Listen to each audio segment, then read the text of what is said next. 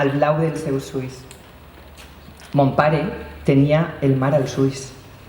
Quan de menuda el mirava, tot ell era immens, tot cel. Rius blaus recorrien les seues estimades mans, amb un olor de tinta, de paper, de lletres, de llum, de llar, de soroll d'impremta.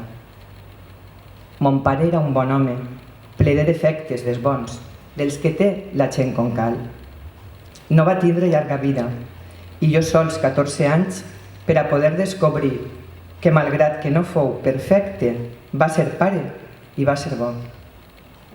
Ens va deixar un febrer, amb un precipitat adeu, escàs, gelat, gris, dolent.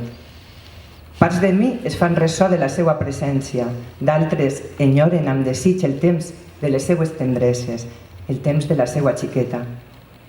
Mon pare tenia el mar als ulls.